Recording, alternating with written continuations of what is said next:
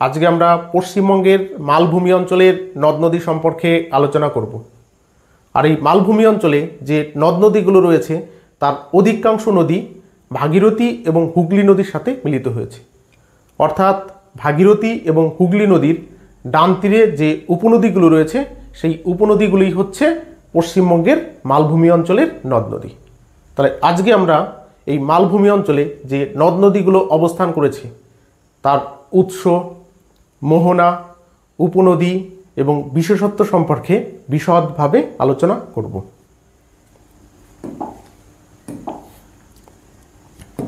পশ্চিমবঙ্গের মাঝ বরাবর অর্থাৎ মালদা জেলা এবং মুর্শিদাবাদ জেলার মধ্যবর্তী যে সীমান্ত এরিয়া রয়েছে সেই সীমান্ত বরাবর গঙ্গা নদী প্রবাহিত হয়ে বাংলাদেশে প্রবেশ করেছে। আর বাংলাদেশে প্রবেশ করার সাথে সাথে এই গঙ্গা নদীর নাম হয়েছে পদ্মা নদী। মুর্শিদাবাদ জেলার ধুলিয়ানের নিকটবর্তী ভগবানগোলা নামক একটি স্থান রয়েছে।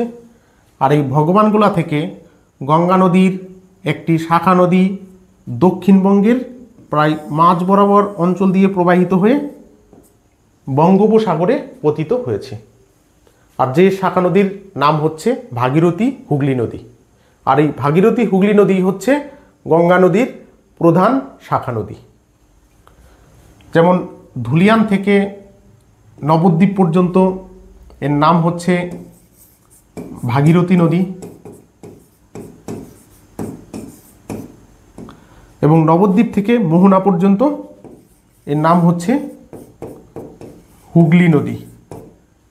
আর এই ভাগীরথী এবং হুগলি নদীর সঙ্গেই মালভূমি অঞ্চলে যে নদীগুলো সৃষ্টি হয়েছে সেই নদীগুলো মিলিত হয়েছে। তাহলে আমরা দেখব এই ভাগীরথী এবং হুগলি নদীর উত্তর থেকে দক্ষিণ দিকে পরপর কোন নদীগুলো এসে মিলিত হয়েছে। যেমন ছোটনাগপুর মালভূমি থেকে একটি নদী উৎপত্তি লাভ করে তোমার ভাগীরথী নদীতে মিলিত হয়েছে, যার নাম হচ্ছে বাসলই। কি আছে? বাসলই। তাহলে বাসলই নদীর উৎস কোথায় রয়েছে? ছোটনাগপুর মালভূমি। মিলিত হয়েছে কোথায়? ভাগীরথী নদীর সঙ্গে। বাসলইয়ের পরে আরও একটি নদী রয়েছে যার নাম হচ্ছে পাগলা। কি আছে? পাগলা। আর এই পাগলা নদীও ছোটনাগপুর মালভূমি থেকে উৎপত্তি লাভ করেছে এবং ভাগীরথী নদীতে মিলিত হয়েছে। আর এই পাগলা নদীর পরেই রয়েছে ময়ূরাক্ষী নদী। কি নদী আছে? ময়ূরাক্ষী নদী।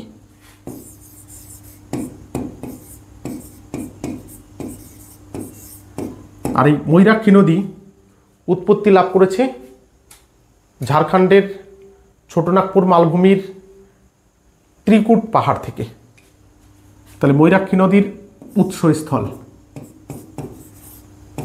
ত্রিকুট পাহাড়। তাহলে ময়ূরাক্ষী নদী কোথা থেকে উৎপত্তি লাভ করেছে? ঝাড়খণ্ডের ত্রিকুট পাহাড় থেকে উৎপত্তি লাভ করেছে এবং কোথায় পতিত হয়েছে বা মিলিত হয়েছে? ভাগীরথী নদীর সঙ্গে মিলিত হয়েছে। তবে এই ময়ূরাক্ষী নদীটি দুটো উপনদীর মিলিত প্রবাহ, অর্থাৎ দুটো উপনদী মিলিত হয়ে এই ময়ূরাক্ষী নদী সৃষ্টি হয়েছে। তাহলে আমরা দেখব কোন দুটো নদীর মিলিত প্রবাহ হচ্ছে ময়ূরাক্ষী নদী। যেমন বক্রেশ্বর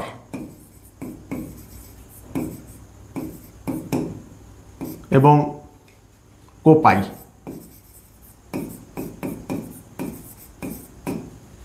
তাহলে বক্রেশ্বর এবং কোপাই নদীর মিলিত প্রবাহই হচ্ছে ময়ূরাক্ষী নদী। আর এই ময়ূরাক্ষী নদীর বক্রেশ্বর এবং কোপাই ছাড়াও আরও দুটো প্রধান উপনদী রয়েছে। তাহলে আমরা দেখি সেটা কি রয়েছে। সেটা হচ্ছে তোমার ব্রাহ্মণী এবং দ্বারকা।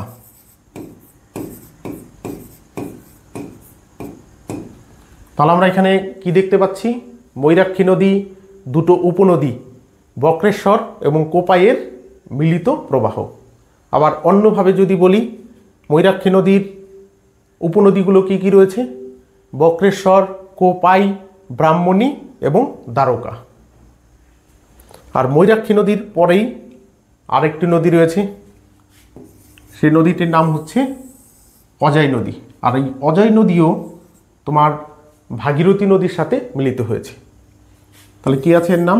অজয়। আর অজয় নদীর উৎপত্তি স্থলের নাম হচ্ছে দুমকা। তাহলে দুমকা নামক স্থান থেকে অজয় নদী উৎপত্তি লাভ করেছে। আর এই দুমকা নামক স্থানটা কোথায় রয়েছে? ঝাড়খণ্ডের ছোটনাগপুর মালভূমিতে রয়েছে। অর্থাৎ ছোটনাগপুর মালভূমির দুমকা নামক স্থান থেকে অজয় নদী উৎপত্তি লাভ করে ভাগীরথী নদীর সাথে মিলিত হয়েছে। আর এই অজয় নদীর আবার দুটো প্রধান উপনদী রয়েছে। তাহলে আমরা দেখি সেই দুটো উপনদী কি কি রয়েছে।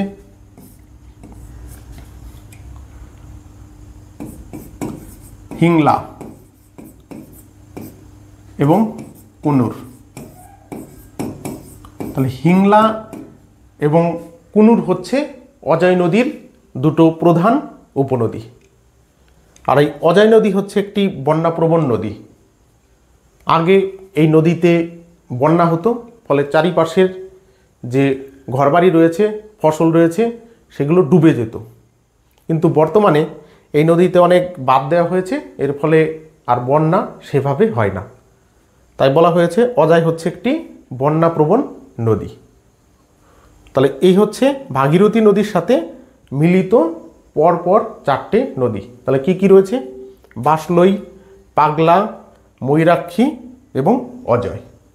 এরপরে যে নদীগুলো রয়েছে সেই নদীগুলো হুগলির সাথে মিলিত হয়েছে। তাহলে কি নদী রয়েছে? হুগলির সাথে মিলিত হওয়া প্রথম নদী হচ্ছে দামোদর।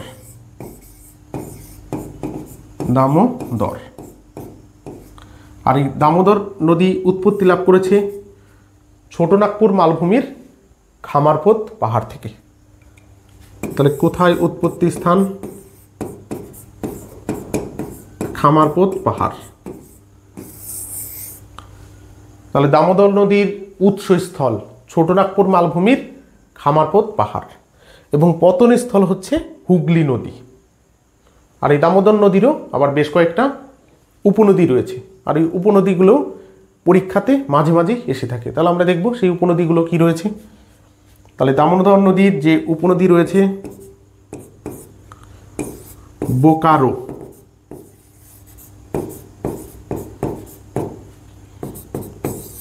বরাকর, 3 নম্বর হচ্ছে কোনার। দামোদর নদীর এই তিনটে প্রধান উপনদীর মধ্যে সবথেকে প্রধান হচ্ছে বরাকর নদী। তাহলে পরীক্ষায় যদি কোশ্চেন আসে দামোদর নদীর প্রধান উপনদীর নাম কি, তাহলে কোশ্চেনের আনসার হবে বরাকর। আর এই বরাকর ছাড়াও তোমার বোকারো এবং কোনার নামক আরও দুটো উপনদী তোমার দামোদরে রয়েছে। আর এই দামোদর নদীতে মাঝে মাঝেই আগে বন্যা হতো, কিন্তু পরবর্তী সময়ে দামোদর নদীতে বহুমুখী নদী পরিকল্পনা গৃহীত হয়, ফলে অনেক বাঁধ নির্মাণ করা হয়। তার ফলে এর যে বন্যা প্রবণতা, সেই বন্যা প্রবণতা হ্রাস পেয়েছে। আর প্রচুর পরিমাণে বন্যা হতো বলে দামোদর নদীকে বলা হতো দুঃখের নদী। তাহলে কী নদী বলা হতো? দুঃখের নদী। আর মালভূমি অঞ্চলে যে নদীগুলো রয়েছে তার মধ্যে প্রধান নদী হচ্ছে দামোদর। বারে বারে ডব্লিউবি কেপি পরীক্ষাতে এসেছে যে মালভূমি অঞ্চলের প্রধান নদীর নাম কি, তাহলে সেটা হবে দামোদর নদী। তাহলে দামোদর নদীর উৎসস্থল খামারপোত পাহাড়, উপনদী বোকারো, বরাকর এবং কোনার। আর দামোদর নদীর পরেই আরও একটি নদী রয়েছে যেটা হুগলি নদীর সাথে মিলিত হয়েছে, সেই নদীর নাম হচ্ছে রূপনারায়ণ। কি আছে? রূপনারায়ণ। আর এই রূপনারায়ণ নদীটি পশ্চিমবঙ্গের মালভূমি অঞ্চলের তিলবি পাহাড় থেকে উৎপত্তি লাভ করেছে। তাহলে উৎসস্থলের নাম কি আছে? তিলবি পাহাড়। রূপনারায়ণ নদীর উৎসস্থলের নাম হচ্ছে তিলবি পাহাড়। আর এই রূপনারায়ণ নদীটি দুটো উপনদীর মিলিত প্রবাহ, অর্থাৎ দুটো নদী বা দুটো উপনদী মিলিত হয়ে এই রূপনারায়ণ নদীর সৃষ্টি হয়েছে। তাহলে আমরা দেখি কোন দুটো নদীর মিলিত প্রবাহের নাম হচ্ছে রূপনারায়ণ? দ্বারকেশ্বর এবং শিলাবতী বা শিলাই। শিলাবতী বা শিলাই অর্থাৎ দ্বারকেশ্বর এবং শিলাবতী নদীর মিলিত প্রবাহের নাম হচ্ছে রূপনারায়ণ। পরীক্ষায় বারে বারে কোশ্চেন এসেছে যে রূপনারায়ণ নদীটি কোন দুটো উপনদীর মিলিত প্রবাহ? আনসার হচ্ছে দ্বারকেশ্বর এবং শিলাবতী নদীর মিলিত প্রবাহের নাম হচ্ছে রূপনারায়ণ নদী। রূপনারায়ণের পরে আরেকটি নদী তোমার হুগলি নদীতে মিলিত হয়েছে। তাহলে আমরা দেখব সেটা কি আছে। সেই নদীর নাম হচ্ছে হলদি নদী। কি আছে? হলদি নদী। আর এই হলদি নদীও পশ্চিমবঙ্গের মালভূমি অঞ্চল থেকে উৎপত্তি লাভ করেছে এবং হুগলি নদীতে পতিত হয়েছে। আর এই নদীটিও দুটো উপনদীর মিলিত প্রবাহ। তাহলে আমরা দেখি কোন দুটো নদীর মিলিত প্রবাহ। কেলেঘাই, কেলেঘাই এবং কাঁসাই। কেলেঘাই এবং কাঁসাই নদীর মিলিত প্রবাহের নাম হচ্ছে হলদি নদী। এটাও খুব গুরুত্বপূর্ণ কোশ্চেন যে হলদি নদী কোন দুটো নদীর বা কোন দুটো উপনদীর মিলিত প্রবাহের নাম। তাহলে কেলেঘাই এবং কাঁসাই নামক নদীর মিলিত প্রবাহের নামই হচ্ছে হলদি নদী। তাহলে মালভূমি অঞ্চলের এই নদীগুলো তোমার ভাগীরথী এবং হুগলি নদীর সাথে মিলিত হয়েছে। এছাড়া আরও একটি নদী রয়েছে যে নদীটি পশ্চিমবঙ্গের মালভূমি অঞ্চলের নদী হওয়া সত্ত্বেও ভাগীরথী এবং হুগলি নদীতে না পতিত হয়ে সরাসরি বঙ্গোপসাগরে মিলিত হয়েছে বা পতিত হয়েছে। তাহলে আমরা দেখব সেই নদীটি কি রয়েছে।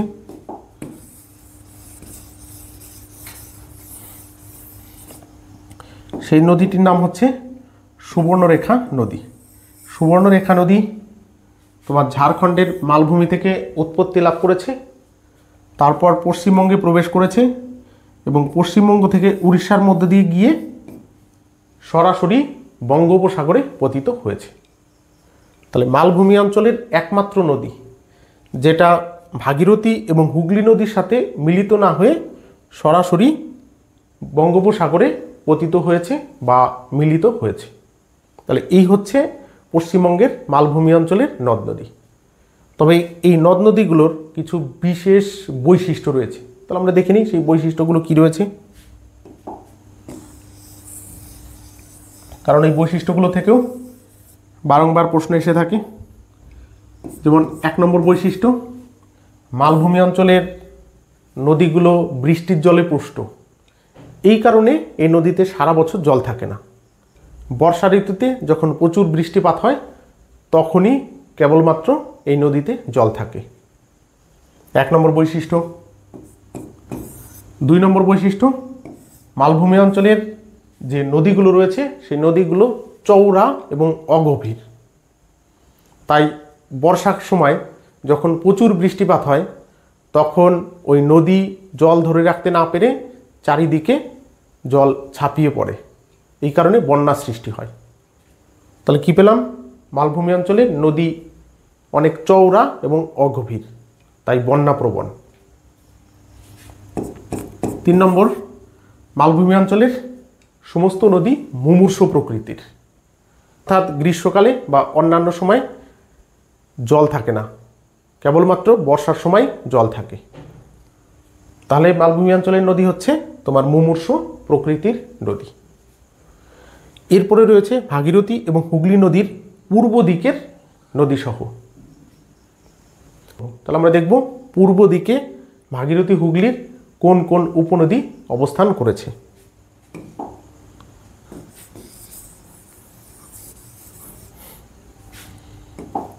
ভাগীরথী হুগলি নদীর সাথে পূর্ব দিক থেকে বেশ কয়েকটা নদী এসে মিলিত হয়েছে, যেমন জলঙ্গি, চূর্ণী, মাথাভাঙা, ইছামতি, ভৈরব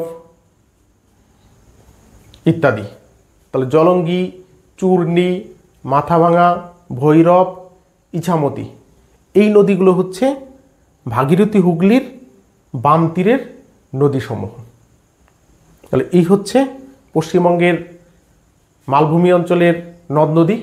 ক্লাস এখানেই শেষ করা হচ্ছে। তবে যারা এখনও আমাদের A to Z জিএস সেন্টারটি সাবস্ক্রাইব করনি তারা অবশ্যই চ্যানেলটি সাবস্ক্রাইব করবে, কারণ আমাদের চ্যানেলে ধারাবাহিকভাবে বিভিন্ন সাবজেক্টের মাল্টিপল চয়েস ব্যাখ্যামূলক এবং কনসেপচুয়াল বিভিন্ন কোশ্চেন করানো হয়ে থাকে। সবাইকে ধন্যবাদ।